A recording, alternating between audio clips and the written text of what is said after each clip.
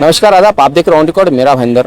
Meera road में हर साल की तरह इस साल भी कांग्रेस के सीनियर लीडर मुजफ्फर हुसैन द्वारा एक मुशायरे का आयोजन किया गया, जिसमें न केवल महाराष्ट्र के बल्कि यूपी, बिहार, उत्तर प्रदेश, राजस्थान, मध्य प्रदेश और अन्य राज्यों से भी यहाँ पर बड़े बड़े शायर आए और उन्होंने अपनी अपनी शायरी सुनाई। इसी के साथ साथ में महाराष्ट्र पुलिस के एक आला अफसर कैसर खालिद सर हमारे साथ में, वो भी शायरी का शौक रखते हैं और एक बड़े शायर होने का भी उनके नाम पे एक खिताब है। खालिद सर, क्या कहेंगे, आज आप मीरा रोड में आए तो कैसा यहाँ का आपको माहौल लगा? मीरा रोड एक बड़ी महज़ब जगह है, तहजीब की जगह, कल्चर की जगह है। और जो यहाँ पे सैयद मुजफ्फर हुसैन साहब और उनके तमाम कलीग ने जो इंतज़ाम किया है मुशायरे का, अमूमन आजकल क्लब में मुशायरे होते नहीं, तो एक क्लब में बहुत अच्छा मुशायरा ऑर्गेनाइज़ किया गया। बड़ी अच्छी एंट्री थी, बहुत ध्यान से लोग बातों को सुन रहे थे, शेर को सुन रहे थे, दाद भी दे रहे थे और इसमें महिलाओं की एक बड़ी संख्या मुझे दिखाई पड़ी। तो ये तमाम चीज़ें इस बात की तरफ इशारा करती हैं कि इस शहर का जो कल्चर है वो इंटैक्ट है। अमूमन हम कल्चर के लिए कुछ शहरों का नाम जहन में लाते हैं। मीरा रोड कॉम्पिटिटिवली एक नया शहर है, पिछले 30-40 सालों में आप देखिएगा इसका ग्रोथ हुआ है। लेकिन यहाँ पे जो लोग हैं उन्होंने अपने दिलों में इस तहजीब को संजो करके रखा है। दूसरी बड़ी बात यह है कि इस मुशायरे के ज़रिए जो पैगाम दिया जा रहा है, ये कम्युनल ब्रदरहुड एंड हारमनी, आपसी भाईचारा, इंसानियत, ये तमाम चीज़ें वो हैं जिसका पैगाम बार बार समाज को देने की ज़रूरत है, ताकि समाज में वो अमन व अमान कायम रहे, वो पीस और हारमनी कायम रहे, जिसके लिए हिंदुस्तान जाना जाता है। खालिद सर, हम देख रहे हैं कि अभी हालात बड़ी तेज़ी से बदल रहे हैं, नफ़रत का माहौल हर जगह पे हमें दिखाई देता है। कोई शोबा या कोई विभाग ऐसा नहीं बचा कि जहाँ पर हिंदू मुस्लिम वाली और नफ़रत वाली बातें नहीं होती। एक तरह से यूँ कहा जाए कि कवि सम्मेलन भी जो है अब वो हिंदू मुसलमान पर ज़्यादा दिखाई देते हैं, उस पर ज़्यादा निर्भर होते हैं। तो ये नफ़रत वाली जो बातें हैं या वो जो एक माहौल जो ख़राब किया जा रहा है हर जगह से किया जा रहा है, इस पर क्या कहेंगे आप? देखिए, इंसान हर दौर में एक जैसा रहा है। इंसान के अंदर एक फरिश्ता भी है और उसके अंदर एक शैतान भी है। अब ये उसकी चॉइस है कि वो फरिश्ते का साथ देता है कि वो शैतान के साथ चलता है। अच्छा और बुरा ये इंसान की फितरत के दो हिस्से हैं। और जैसा कि कुरान कहता है ना कि वशम्स वज़ुहा, अगर सूरत पढ़ेंगे, वनफ्सी वमा सव्वाहा फ़अल्हमहा फ़ुजूरहा व तक़वाहा क़द अफ़लह मन ज़क्काहा व क़द ख़ाब मन दस्साहा। इंसान जब बना है तो इंसान के अंदर खैर और शर, अच्छाई और बुराई दोनों इल्हाम की गई हैं, इज एसेंशियल इंग्रेडिएंट। अब ये है कि जिसने अच्छाई को अपना लिया वो कामयाब हो गया, जिसने बुराई को अपनाया वो नामुराद हो गया। तो समाज में ऐसे चैलेंजेस हर दौर में रहे हैं।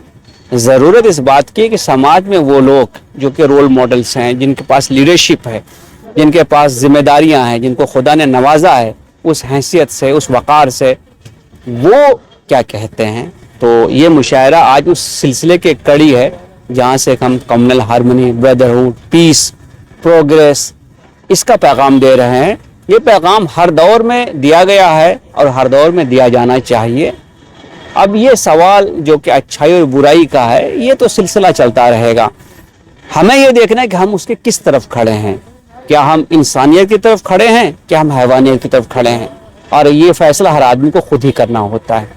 उर्दू कितना महत्वपूर्ण शब्द है या कितना महत्वपूर्ण भाषा है, किसी भी गाने को लेकर उर्दू का ही इस्तेमाल किया जाता है। तो उर्दू के बगैर गाने मुकम्मल नहीं होते हैं। शायरी में उर्दू का इस्तेमाल किया जाता है, नज़्म में उर्दू का इस्तेमाल किया जाता है। उर्दू कितना हमारे भारत देश में कितना महत्व रखता है?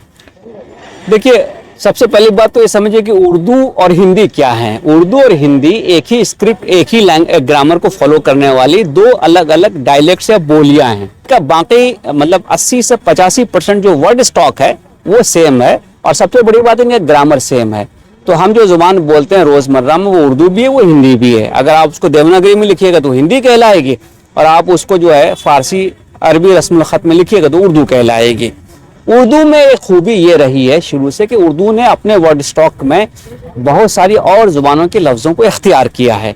उसमें तुर्की है, उसमें फ़ारसी है, उसमें अरबी है, उसमें तमिल है, उसमें पोर्टुगीज़ है, और ख़ुदा जाने कौन कौन सी चीज़ें हैं। तो इसके वजह से उर्दू में एक्सप्रेस करने की एक कैपेबिलिटी है। और चूँकि उर्दू का झुकाव और उर्दू का ताल्लुक़ दरबारों से रहा, अशराफिया से रहा, इलीट जिसको हम कहते हैं, तो इसलिए गुफ्तगू करने का सलीका अगर आपको सीखना है, अपने बात को किसी का दिल दुखाए बिना उस तक पहुंचाना है, ये सलीका सीखना है, तो मुझे लगता है कि उर्दू बड़ी मदद आपकी कर सकती है। बाकी मैं ये मानता हूँ कि आप जितनी ज़्यादा ज़ुबानें जानिएगा और सीखिएगा, आप एज ए ह्यूमन बीइंग उतना डेवलप होइएगा। सर, आप एक आईपीएस ऑफिसर भी है और महाराष्ट्र के होम डिपार्टमेंट में बड़ी जिम्मेदारी भी आप निभा रहे हैं। कैसा आप ये मैनेज कर लेते हैं कि आप बड़े एक शायर भी है और एक बड़े अफसर भी हैं? ये तो दिल का दर्द है जो आपको लफ्ज़ों में ढल के आते हुए दिखता है। मेरी एक आदत है कि मैं चीज़ों पे सोचता हूँ, और जैसा मैंने कहा कि क्यों होता, क्या हुआ, इससे बढ़कर क्यों हुआ, जब आप इस पे सोचिएगा तो इंसानी रिश्तों की बहुत सारी परतें आपके सामने खुलेंगी। इंसान कैसा था, कैसा होता जा रहा है, क्या चीज़ें बदल रही हैं। अब हर दौर की अपनी खसूसियत होती है। आज से 50 साल पहले आदमी जहाँ पैदा होता था शायद अपनी ज़िंदगी ज़्यादातर वहीं गुजार लेता था, लेकिन आज तो कहा नहीं जा सकता कि मैं आज यहाँ हूँ, अगले लम्हे में कहाँ रहूँगा। तो दुनिया बड़ी छोटी सी जगह हो गई है, रूटलेसनेस आ गई, हिजरत आ गया, रिश्ते बनते और बिगड़ते हैं। इंसान के अंदर जो एक हैवान है वो तो बहुत ताकत से ज़िंदा हुआ है, और अपने इंटरेस्ट के खातिर इंसान किस हद तक गुजर सकता है, क्या कर सकता है, वो चीज़ें आप रोज़ अखबारों में पढ़ते हैं। तो अगर आप इस पे सोचना शुरू करेंगे तो आपका जहन आपको किसी न किसी एक ऐसे तरफ लेके जाएगा जहां आप उसको एक्सप्रेस करना चाहेंगे, और ये एक्सप्रेशन का ही जो अमल है इसको कैथारसिस कहते हैं। चाहे वो पेंटिंग कर लें, चाहे म्यूज़िक बना लें, चाहे आप लिख लें, चाहे आप वो कोई और काम करें, लेकिन ये कैथारसिस मुझे लगता है कि ज़िंदगी में ज़रूरी है। मैंने कोशिश ये की है कि मैंने जो महसूस किया है, मैंने जो देखा है, मैंने जो सुना है, जो मेरे तजुर्बे हैं, उनको मैं लफ्ज़ों में बयान करूं। इसलिए मेरी गज़लें और मेरी नज़में आपको ज़िंदगी का आईना दिखाती हुई महसूस होंगे। शुक्रिया सर, बहुत बहुत हमसे बात करने के लिए। ये है आईपीएस अफसर कैसर खालिद सर, जिन्होंने बताया कि अपनी जिम्मेदारी निभाते निभाते जब उन्हें जो भी तजुर्बे होते हैं, उन्हें जो भी दौर से गुजरना होता है, वो जो भी देखते हैं सुनते हैं, उसे वो अपने शायरी के तरह शायरी के अंदाज में बयान करते हैं और उसे समाज के सामने लाने की कोशिश करते हैं। आप देख रहे हैं कैमरामैन आरिफ कुशी और साबिर शेख के साथ ऑन रिकॉर्ड मेरा भाईंदर। धन्यवाद।